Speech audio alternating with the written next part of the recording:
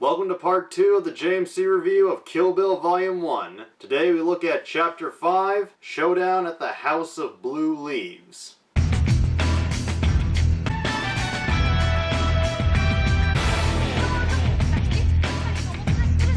The chapter is so big and awesome it takes up the entire second half of the film.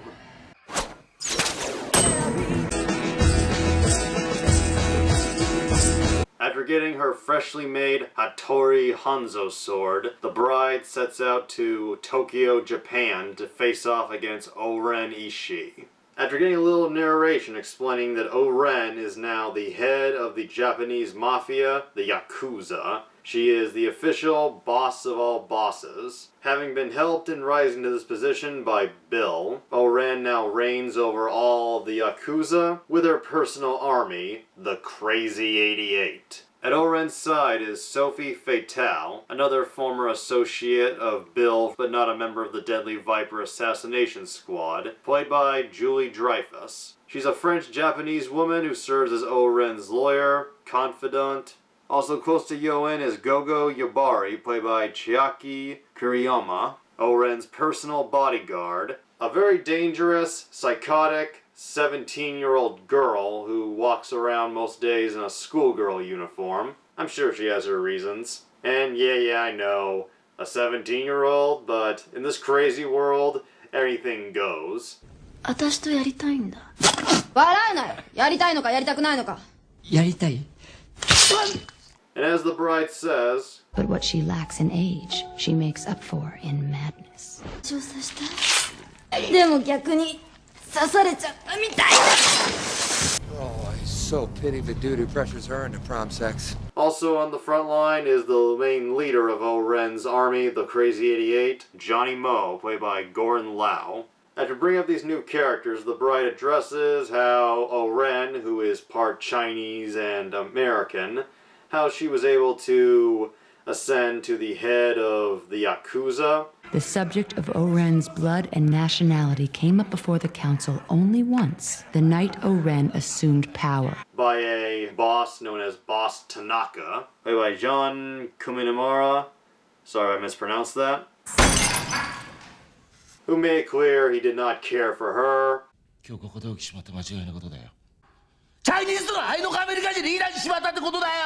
And how did O-Ren respond to his very angry and hateful insult?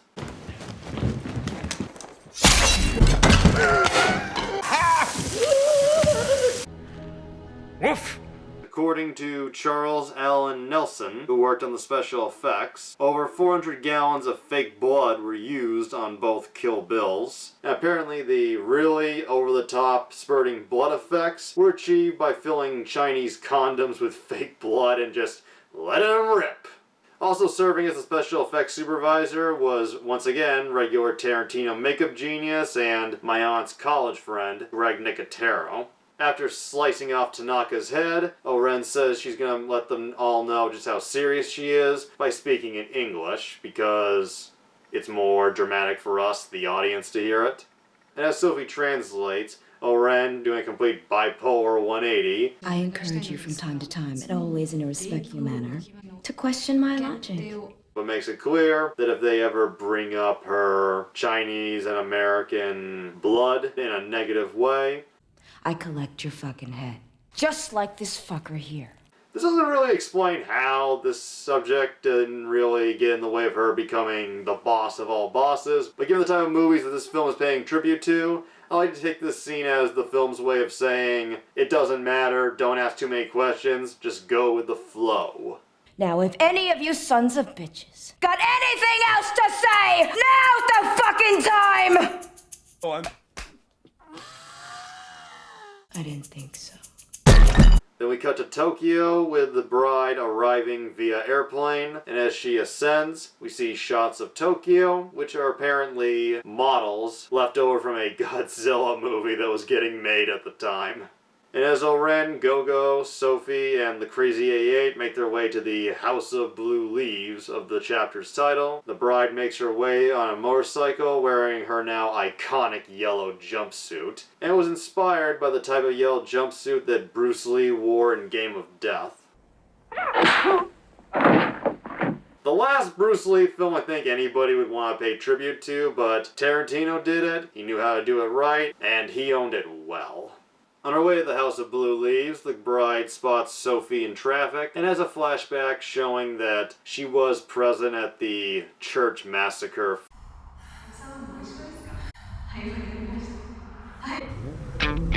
So yeah, she's not safe from the bride's wrath. And funny enough, and I don't know if this is meant to also be Sophie, but when the bride enters Tokyo, we see an indoor billboard advertisement for Tarantino's trademark fake cigarette brand, Red Apple. And Julie Dreyfus is the model holding the cigarettes. Apparently she really was a model at the time. Cut to the House of Blue Leaves to see O-Ren walking in slow-mo with all of her cronies to Battle Without Honor or Humanity by Tomiyasu Hotel. And the scene gives a little bit of a Reservoir Dogs flashback. And during this whole pre-action sequence, we see O-Ren and her group being led to their private dining room as the locals in this house dance while listening to the house band for the 5, 6, 7, 8s. A band that Tarantino didn't know about until he was leaving Japan. He heard their song playing over a store speaker, and not having time to go out to a music store, he begged the clerk to sell him their CD, took it home, listened to it intensely, and then signed them on to the film.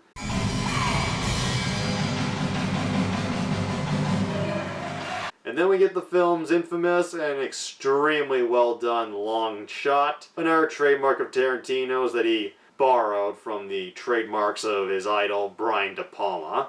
I swear, this long shot is just impressive. It goes up over the set, and there are so many impressive camera tricks here. It's just an amazing and wonder to watch, and definitely worth studying. Kind of like the famous long take from Goodfellas. Fun ass fact. The shot took 6 hours to rehearse, and they had to do 17 fucking takes. Larry McCrunky, the Steadicam operator, was rumored to pass out after they finished. Now we're talking about camera angles. The film cinematographer is now Tarantino regular, Robert Richardson. To try and convince him to do the film, Tarantino sent him the script on Valentine's Day with a bouquet of roses. You creep into my heart. At the end of the long take, Sophie enters the bathroom where she takes out her late 90s, early 2000s cell phone, and as the bride stares at her, she has her mini revenge music moment. Then we come back to O-Ren's dining room where the Crazy Eight are picking on this waiter who they all notice looks a lot like Charlie Brown. Ah! Charlie Brown! And there's some good comedy here, like when one of the Crazy 88 yells, "Bring us some pepperoni pizzas!" And he's like, "That's not on our menu!" And he's like, "I don't care, bring it now, god damn it!" And as they're all laughing, the bride, in just complete epicness, calls out,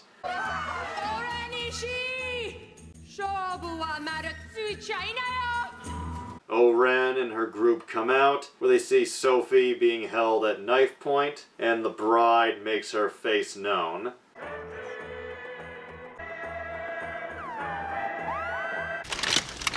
Payback time.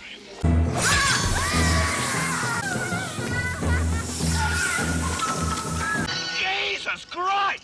And understandably, that does get a shocked reaction out of O-Ren and the Crazy 88. And as Sophie is on the ground with the blood spurting out, how she doesn't bleed to death is a miracle. The other patrons of the club stare and then... And O-Ren, after having a funny get out of here while you still can moment with Charlie Brown, sends the Crazy 88, one after another, to the bride.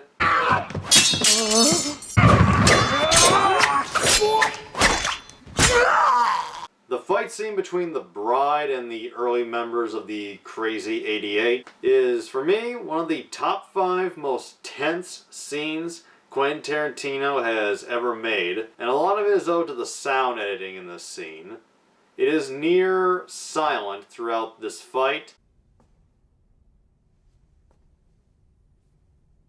The phrase, "you could hear a pin drop," has never applied better before than to this scene. And after she gets it, the bride goes up against Go-Go in another fight scene lacking any music.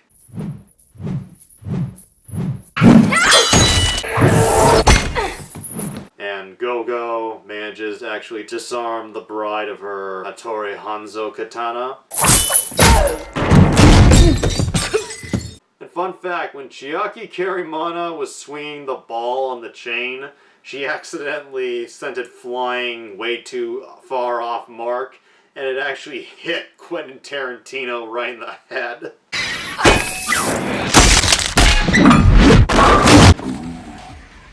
That enter. I don't know if there's any behind the scene footage of that, but if there is, that would be just hilarious to see, especially the reactions to everybody who saw it, like, oh shit. Sorry, y'all. It was an accident. The fight eventually leads to Go-Go having the bride by the throat, and the bride, thinking fast, grabs a piece of broken wood with nails, hits Go-Go in the foot, releasing her grip long enough for the bride to deliver the killing blow. Leading to a very Lucio Fulci type shot.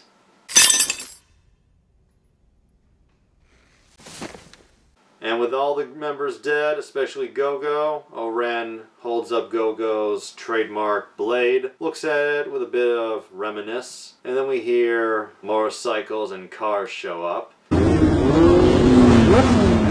that what I think it is? You didn't think it was gonna be that easy, did you? For a second there? I kinda did.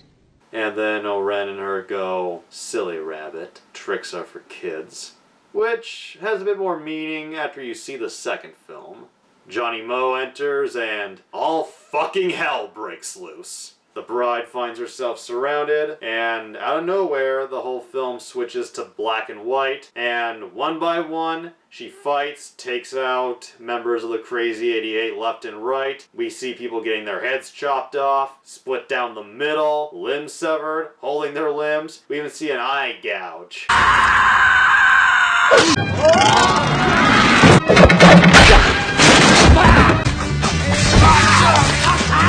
For anyone wondering why it cuts to black and white, one, it's a tribute to the fact that when bloody exploitation kung fu films played on TV in the 70s and 80s, TV networks and censors would often have the scenes be put in black and white to cover up just how bloody everything was. And this was also Tarantino's actual way of getting all this blood-spurting carnage in there with the strict cuntness of the MPAA. Cocksuckers. The proprietor of the House of Blue Leaves, for some reason, turns out the lights, causing the bride to take them out in the dark.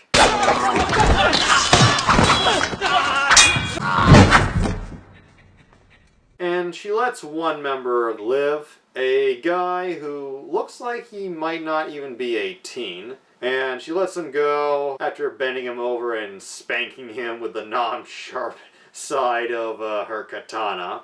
Go home to your mother! It's good for killing and BDSM.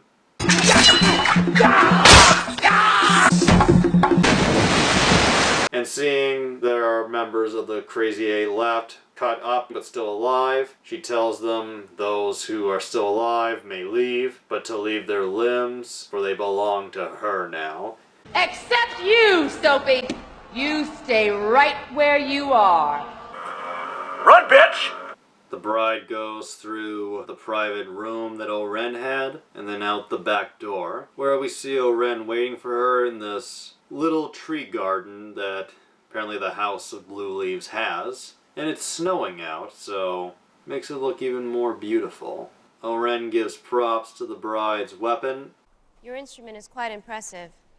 This is Hattori Hanzo steel. Usotsuke. And their little exchanges on this rooftop garden gives us a lot of character development.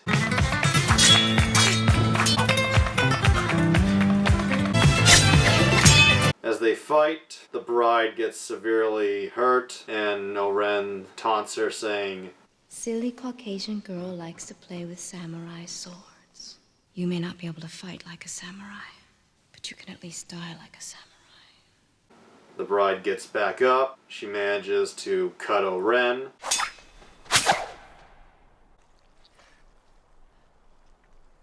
And seeing that the bride is her equal in combat, she says, "For ridiculing you earlier, I apologize."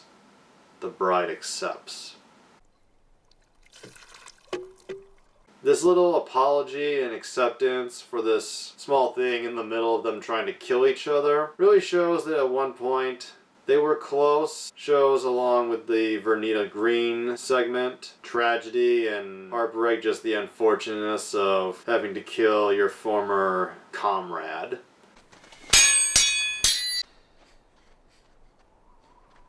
And we don't see it, but the bride kills Oren in a very interesting way. That, once again, you gotta suspend a little disbelief for, because I don't think Oren could live as long as she did after getting the top of her fucking head chopped off, but it leads to a good dramatic moment where Oren, after doubting that the bride got Hattori Hanzo to make her a katana, realizes it's true.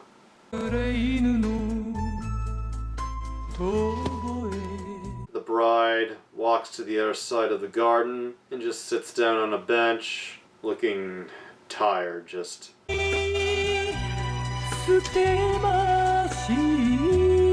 bride takes Sophie, throws her down a snowy hill towards a Japanese hospital. And then we cut to Sophie, now on probably a shitload of painkillers, and we see that Bill has come to her. Sophie looks scared for her life because she gave the bride info on Bill and the rest of the deadly vipers. Bill does not seem angry though, and could be debatable, but honestly I don't think Bill caused her any harm. She fears for her life, but Bill shows her nothing but sympathy, and we see that after the bride threatened to cut off more parts of her, she told her where she could find the other members, and the bride told her to tell Bill, "They'll all soon be as dead as Oren."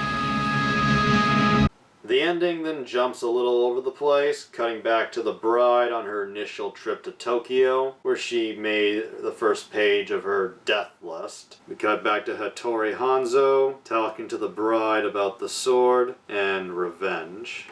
And then we get a little wraparound featuring sneak peek clips of what's to come in Volume 2, where we see Michael Madsen as Bud, the Deadly Viper member who has gotten the least amount of screen time in this film, saying his very powerful line, "That woman deserves her revenge, and we deserve to die." Which will be even more powerful when you see it in the full context. We get Ellie Driver saying she must suffer to her last breath, and a clip from the bride's massacred wedding rehearsal saying, "How'd you find me?" And Bill, who still remains unseen, saying, "I'm the man." Then we cut back to Bill and Sophie, where we get the final stinger/cliffhanger note of the film. Bill asks Sophie, Is she aware her daughter is still alive? Now, when you see this film for the first time and you get that final line, you're like, what? I didn't even see that coming. So now we know that while the bride still thinks her daughter is dead, whole reason for her revenge, this is going to lead to a very interesting twist of events for her.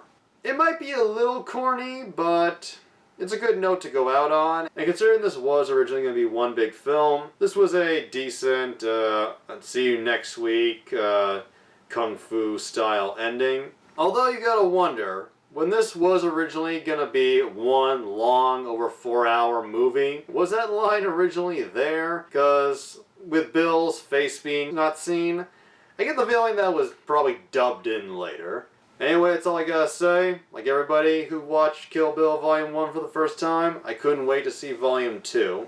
And as for my final wraparound thoughts on the film as a whole, no surprise, I fucking love Kill Bill Volume 1. You hear the words Kill Bill, this is exactly the type of movie you are expecting. And it's even more. It is so fucking well made, it's unbelievable. I'm not sure any other director but Tarantino could do everything he did with this film and make it work. It has over-the-top action scenes. It has characters fighting, trying to kill each other one moment, then sharing sentimental conversations the next. It has a 10-minute anime sequence to explain one character's tragic backstory. A Japanese schoolgirl with a killer ball on a chain, an army of young dipshits in black suits led by a bald guy in a Kato mask, and an in-your-face, in-your-ears, almost orgasmic film soundtrack. He shot me down, bang, bang. Looking for me a woman, but she's mighty hard to find.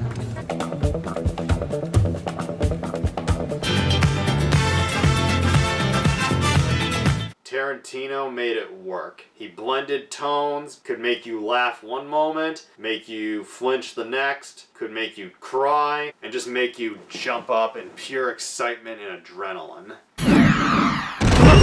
On a scale of 1 to 10, I give Kill Bill Volume 1 a 9.2.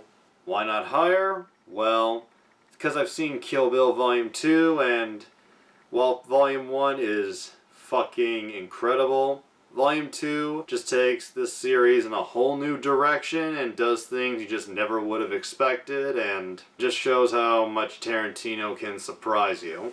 These movies began the second phase of Tarantino's career after he did 3 amazing crime films. And while there is some crime element here, I consider this phase the exploitation grindhouse phase. The next film after the Kill Bills, of course, being Death Proof, which was part of Grindhouse. And I won't call it the revenge phase, because almost every film he's made since Kill Bill has been revenge-themed. Once Upon a Time in Hollywood hasn't come out yet, but it doesn't look like it's gonna have a revenge theme, but you never know. Hope you've enjoyed this review. I don't know when I'll review Kill Bill Volume 2, but until then, have a nice summer, and I will see you again soon.